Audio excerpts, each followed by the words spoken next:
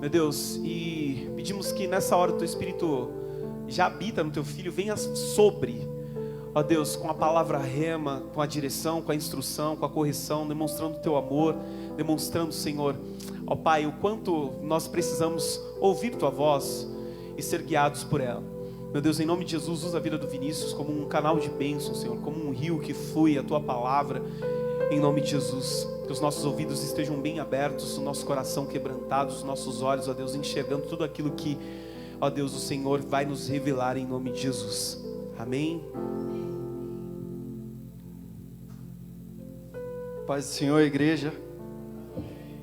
Só um segundo para eu organizar aqui, por favor.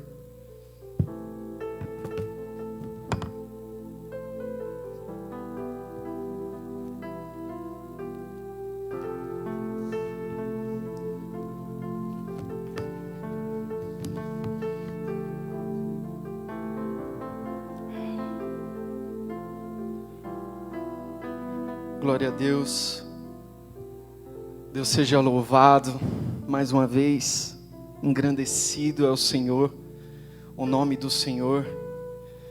Ah, meu Deus, como o Senhor é grandioso, como o Senhor é poderoso. Como eu sou grato a Ti, Senhor. Como eu sou totalmente dependente de Ti, da Tua presença, Pai. Teu Espírito que é santo já está aqui no nosso coração, está entre nós, está entre a igreja. Oh Senhor maravilhoso, Deus poderoso e soberano. Meus irmãos e minhas irmãs, se nós voltássemos a mais ou menos 60, 100 anos atrás, nós encontraríamos os nossos outros irmãos que pregavam o evangelho assim como nós estamos fazendo hoje, que falavam de Jesus assim como nós estamos fazendo hoje. Mas a época deles e o lugar onde eles ministravam era um lugar totalmente diferente, numa época totalmente diferente como é a de hoje. Tem um relato do culto do fogo. Se você não sabe, essa história está descrita no livro Fé, pelo qual vale a pena morrer. E eu creio que essa fé pelo qual vale a pena morrer é a mesma fé pelo qual vale a pena viver. E este culto do fogo, irmãos, talvez fosse que nem este culto está acontecendo aqui. Tinha um púlpito, tinha pessoas, só que na época não se poderia ministrar o evangelho, não se poderia falar de Jesus, não se poderia citar Deus em nenhum lugar. Então, este culto era realizado em um galpão escondido. Os soldados, os oficiais, ficaram sabendo que havia cultos ali. E tiveram uma ideia. Vamos cercar o galpão com vários tambores, cheio de produtos inflamáveis. E vamos tacar fogo na igreja. Eu tenho uma notícia para te dar. Estes homens fizeram isso. Isso realmente aconteceu. É um fato verídico. Colocaram galões de produtos inflamáveis. E do lado de fora, eles começaram a gritar. Quando do lado de dentro, o culto começou. Eles gritavam assim: negue seu Cristo e nós não tacaremos fogo aí. Se um de vocês saírem da igreja, isso quer dizer que vocês negaram a Cristo. Mas, se permanecerem aí, saiba de uma coisa: há galões inflamáveis sobre toda a igreja e nós vamos tacar fogo nela. De dentro do galpão se ouvia uma voz, gritando assim: o meu Cristo me amou primeiro. E o nosso culto não vai acabar. E o nosso culto vai permanecer. Então, o relato diz que os soldados, ouvindo isso, ficaram totalmente irados e começaram a acender os galões. e o fogo se alastrou por volta da igreja. A história vai dizer que o pregador continuava pregando, e a fumaça do fogo entrou e estava entrando dentro da igreja, e se via as pessoas caindo de uma a uma. Mas o pregador não terminava a sua pregação. Ele continuava pregando que Cristo era a nossa única salvação. Ele já morreu por nós, já entregou a sua vida por nós. Enquanto as pessoas, uma a uma, iam caindo na igreja, até que o pregador se calou, e a fumaça tomou conta, juntamente com o fogo, de toda a igreja. Isso tem que ter fé, não é verdade?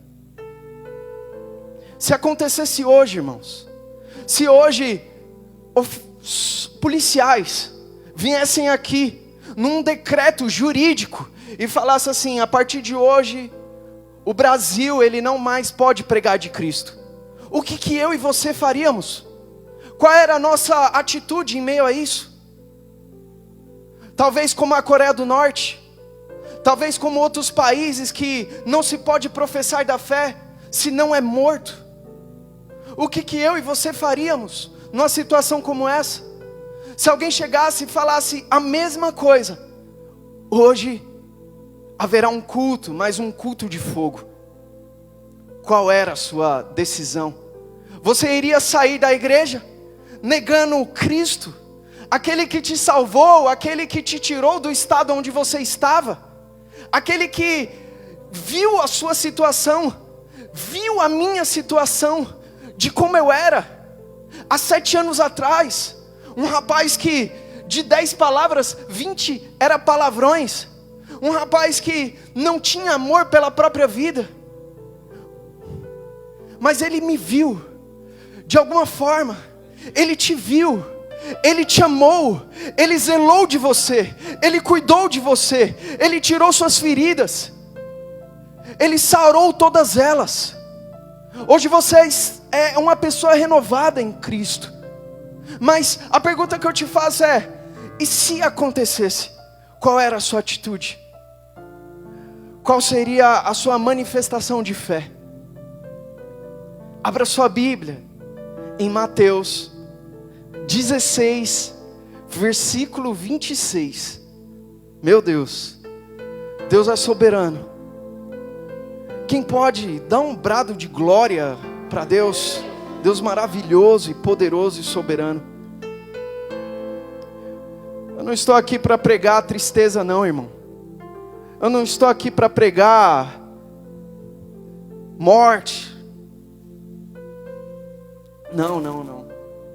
Porque embora aqueles homens perderam a vida aqui, eles ganharam uma vida a qual eles tanto sonharam.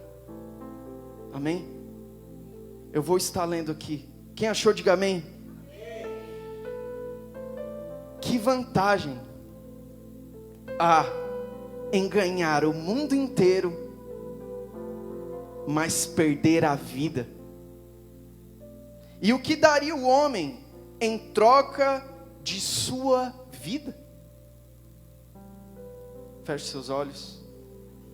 Pai querido, Pai amado, glória seja dada ao teu santo e glorioso nome, Senhor.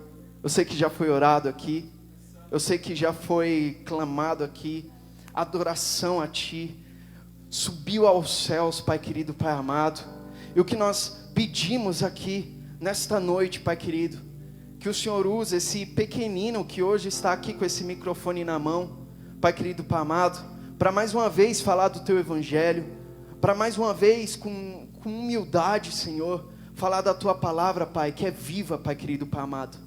E como é de meu costume, Senhor, Pai querido, Pai amado, que meu espírito, que minha alma, Pai querido, Pai amado, venha se sentar em uma dessas cadeiras, e que somente a palavra do Senhor, Pai querido, venha ser professada aqui neste púlpito. Que Teu Espírito que é santo continue ministrando aqui, Pai querido, Pai amado, como já foi ministrado na oferta, Pai querido, Pai amado, com a Tua palavra que é viva, Pai querido, Pai amado. muito obrigado por tudo. Glória, aleluia, seja dada ao teu santo e glorioso nome, Pai querido, Pai amado. E só quem crê, dá mais uma glória a Deus, mais um aleluia a Deus, sobe uma adoração a Deus. Aleluia, glória a Deus. Aleluia, santo e glorioso é o Senhor. E o texto, o qual a gente começa lendo aqui, que vantagem há em ganhar o mundo inteiro? Em outras traduções vai dizer assim: e perder a sua alma. O que daria o homem em troca de sua alma? Muitos talvez pegariam um texto como esse e fariam, sabe o quê? Eu vou falar desse texto, mas esse texto não é para mim. Talvez alguns falariam assim: esse texto é para aquele cara ali que não se converteu. Ou esse texto é para aquele vizinho chato que depois das 10 horas da noite liga o som em músicas que não edificam nada, atrapalhando o seu sono. Você está cansado, você quer dormir, teu vizinho está lá. Talvez muitos pegariam um texto como esse, gritaria da janela e falaria assim: ei, do que adianta você ganhar o mundo inteiro e perder essa sua alma, rapaz? Talvez muitos gritariam da janela e falariam assim: se converta dos seus maus caminhos. Ou até mesmo sairiam de suas casas, bateriam no portão desse homem que estava com o som ligado depois das 10 e falaria assim: você tem Bíblia aí na sua casa? Por que você não abre em Mateus capítulo 16, versículo 26 e dá uma lida lá? Se você tem uma Bíblia aí na sua casa. Irmãos, a palavra o qual Deus converteu o meu coração há 7 anos atrás era a palavra de Provérbios 6,6. E sabe o que está escrito nesse texto? Está escrito assim: hipócrita. Na hora que eu li esse texto, eu falei: o Senhor está falando comigo. Eu achei que o Senhor iria vir de uma outra maneira, mas o Senhor já... hipócrita. Por que você não segue o exemplo das formigas? Elas guardam comida no verão para se alimentarem no inverno. Até quando vai ficar deitado? Quando vai se levantar? Irmãos, essa palavra entrou no meu coração como uma espada de 2 gumes, como uma espada que penetra até a alma. E aí eu tive o meu verdadeiro encontro com Deus, o meu impacto com Deus. Eu entendo que muitos vão ter uma conversão leve, uma conversão de amor. Talvez muitos acharam uma moeda de 50 centavos no chão e ali viram Deus, porque faltava justamente 50 centavos para pagar a passagem de ônibus. Ou outros vão ter uma conversão assim como Paulo, que estava a caminho de Damasco, para tentar ir contra a igreja, para tentar matar cristãos, na mesma situação daqueles soldados que eu contei aqui no início. Talvez vão ter uma conversão assim como a dele, que ele estava destinado, só que a Bíblia vai dizer que ele caiu em si, e ele viu a glória de Cristo na frente dele, e os soldados que estavam junto com eles ouviram, mas não viam. Talvez muitos vão ter um testemunho leve, e outros vão ter um testemunho grande.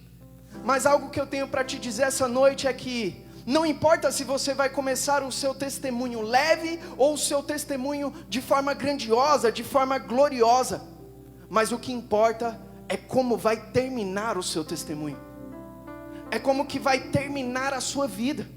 Mateus capítulo 16, versículo 26. Do que adianta o homem ganhar o mundo inteiro e perder a sua alma? Muitos estão hoje, 2023, buscando uma forma de ganhar cada vez mais o mundo. Hoje nós vemos as novas redes sociais entrando. A gente conta mais rede social do que os dedos da mão. Tem Instagram, Facebook, o Twitter, o TikTok. Agora lançou a nova moda do Trends. Mas qual a finalidade desses aplicativos, dessas redes sociais? A única finalidade é que você perca mais tempo nessas coisas, cobiçando as coisas do mundo. Muitos vão até postar uma foto ali, do lado de um carro, de uma Ferrari ou de uma BMW, que nem é dele. Esses dias eu estava vendo uma foto de um rapaz, ele estava do lado de um Mustang, e ele estava dando glória a Deus, e no outro status, ele estava na casa dele lá, e não tinha nem o reboco da parede. Aí vai a questão, como que um rapaz está um dia do lado de um Mustang, e do outro lado, a casa dele não tem nem o reboco da parede? Ele está tentando ganhar o mundo, ele está tentando ser visto pelo mundo, porque essa é a finalidade das redes sociais, é te fazer ficar em cima, te fazer ser o centro das atenções. Se nós pararmos para analisar o quanto de tempo que nós gastamos no celular, talvez muitos aqui se assustariam, veriam 1 hora, 2 horas, 3 horas, 4 horas, 5 horas, e talvez no encontro que vamos ter com Deus, a menor das questões que nós vamos ter que falar com Deus é que a gente não tinha tempo aqui na terra. Já imaginou? No encontro com Deus, e Deus falando assim: por que você não fez isso? Ou por que você não fez aquilo? Deus, eu não tinha tempo. Aí Ele justamente pega o teu celular. Ah, mas Deus está no alto sublime trono. Por que Ele pegaria um celular? Irmão, Deus pode tudo. Deus faz qualquer coisa que Ele quiser. Aí você já imaginou? Ele pega teu celular e fala assim: não, toma aí teu celular, vai lá nas... Eu acho que você não viu as funções de tempo. Veja quanto tempo que você gastou. Do que adianta ganharmos o mundo inteiro e perdemos a nossa alma? Do que adianta nós cobiçarmos tudo e perder a nossa alma? Do que adianta nós comprarmos tudo que a gente quer e perdemos a nossa alma? Há quem diga que dê 3 coisas a um homem e você verá quem ele é. Primeira coisa, poder. Dê poder a um homem e veja quem ele é de verdade. Um homem que tem condições de armamento, de qualquer nível, de qualquer calibre, talvez na cintura, ou que nem aqueles filmes antigos que o cara andava até com uma faca na meia. Aí você viu o Rambo, que tinha a faca na meia, tinha a faca do outro lado, tinha arma de um lado, tinha arma atrás, tinha arma na frente. Aí você analisa no filme, ninguém bate de frente com o cara já anda empinado. Quem será capaz de bater de frente com um cara desse? Todo cheio de arma. Dê poder a um homem. E não precisa nem ser forte. O cara pode ser um magrelinho. Dê arma a ele. Dê uma munição a ele. Alto poder a ele. E aí você verá quem ele é de verdade. Aleluia. Dê dinheiro a ele. Dê uma condição de comprar qualquer coisa que ele quiser. E você verá quem ele é de verdade. De ter condições de chegar em qualquer lugar e falar assim: eu quero isso ou aquilo. E você verá quem ele é de verdade. Dê fama a ele. Aonde ele chegar, status. Aonde ele pisar, ele ser reconhecido. O nome dele chegar na frente de qualquer outro nome. De ser reconhecido em qualquer outro lugar. E aí a gente volta no passado, em Êxodo. Lembra antes de Deus abrir o mar, ali com Moisés? Nós vemos o povo de Deus falando assim: por acaso não tinha sepulcros no Egito? A preocupação deles, irmãos, não era se Deus iria fazer ou não. A preocupação maior deles era que a história, que o nome deles fossem evidenciados por toda a humanidade. Que quando se ouvisse falar do que aconteceu, primeiramente viesse o nome deles. Por quê? Porque eles estavam preocupados aonde iriam ser sepultados. E quando você vai num cemitério, o que você vê? O nome, a data do nascimento, a data do falecimento. Talvez muitos olhariam, e talvez é o pensamento que eles tinham, de olhar e falar: este homem ou esta mulher foi uma grande mulher, foi um grande homem. Essa era a finalidade deles. Por acaso não tinha sepulcros no Egito? Talvez ali eles já teriam perdido a alma deles, porque eles não estavam enxergando nem o que Deus já tinha feito. Ele já tinha mandado todas as pragas no Egito, tirando o povo em uma forma de amor, e o povo estava preocupado aonde iria ser sepultado.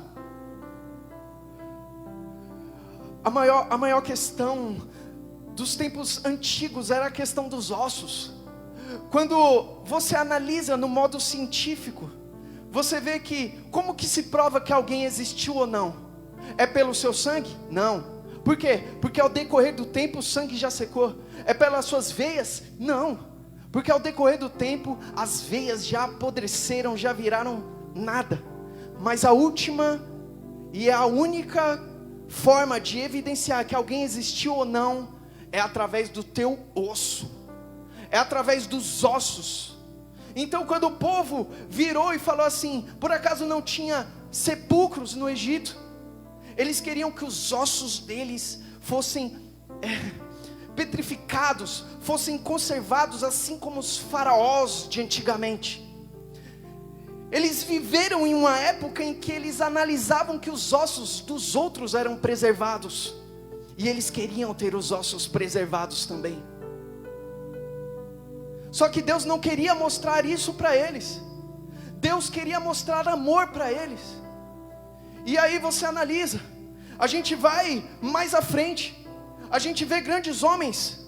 E como que a gente prova que muitos homens existiram? Pelo osso. O maior contra-ataque, a maior discussão da ciência sobre Jesus, sabe por quê? É porque quando eles vão tentar achar os ossos dele, não tem osso. Eles acharam os ossos de antigos mestres que existiram, mas não se achou osso desse homem. Se achou osso de Paulo, se achou osso de Mateus, se achou osso de Lucas, se achou osso de Marcos, mas não se achou o osso de Jesus. Todos esses homens, os 12 discípulos, as 5.000 pessoas que ele alimentou, todos evidenciaram que existira um homem chamado Jesus e que ele pisou na terra. Só que os cientistas até hoje tentam achar os ossos, só que não tem mais osso. A Bíblia vai dizer que foram até o sepulcro dele, e lá acharam um lençol dobrado. E no terceiro dia, que era este, viram ele. Mas como? Este homem tinha sido crucificado há 3 dias atrás e agora está na minha frente. E ele vai mais além para Tomé, ele fala assim: toca e veja, porque espírito não consegue segurar nada, e espírito não tem corpo. Toca e veja. Do que adianta ganharmos o mundo inteiro e perdermos a nossa alma? Mas você pode me perguntar: o que é a alma? Para que eu entenda. O que é a alma? Para que eu saiba se eu tenho ela ou se eu perdi ela. O que é a alma? A alma é a ligação. A alma é como se fosse a pele do espírito, e o corpo é a pele da alma. A alma é aquilo que define o que é bonito ou o que é feio. A alma é a sede das emoções. É na alma que você vê se você gostou de algo ou não. Há quem diga que a alma é aquele que dirige o teu corpo. Imagina um carro. A tua alma é você dentro do carro e você está dirigindo esse carro. É a alma. A alma é aquilo que liga o espírito e o corpo. Como eu falei, é a pele do espírito, é as entranhas do espírito, é onde tem uma conexão entre espírito, alma, corpo, alma e espírito. Um homem que anda segundo as leis de Deus é um homem que anda através do Espírito que é santo, e na sensibilidade do Espírito Santo enche a alma do homem, e agora ele passa a guiar este corpo humano, este corpo de carne, de maneira coerente, de maneira correta, não mais cobiçando, mas entendendo a palavra de Deus, que já é implantada no nosso coração. Isso é a alma. Nós temos alma, nós somos divididos, corpo, alma e espírito. Estamos em uma emergência de almas. Esses tempos, inclusive eu caí nessa. Eu posto vídeos e eu continuo postando stories. E em um dos meus stories no início, eu só via 6 pessoas, 5 pessoas assistindo o meu story. E eu voltando para casa, orei. Eu falei assim: meu Deus, eu não vou mais postar stories, só tem 5 pessoas assistindo. Sabe o que Deus falou comigo? Ele falou assim: você sabe o valor de uma alma para mim? Você sabe o valor de uma alma para mim? Se houvesse um homem na humanidade depois do pecado de Adão, ele mesmo assim morreria por este homem ou por esta mulher, porque o valor de uma alma para ele é muito grande. E o que o inimigo quer pregar que a tua alma não tem valor. O que tem valor é o teu corpo. Estamos em uma emergência de almas. Jonathan Edwards diz que os homens pecaminosos são como almas que estão brincando no abismo. E quando a gente vai no abismo, a gente vê lugares mais fáceis de cair. Quando a gente vai no abismo, a gente vê que a gente não enxerga o chão do abismo. Há emergência de almas nesses tempos. Mas do que adianta ganhar o mundo? E o que é o mundo? O mundo tem 2 concepções. A primeira delas, criação divina. Quando a gente vai em Gênesis, a gente analisa que o mundo é aquilo que Deus fez. Ele viu que ele era sem forma e vazio.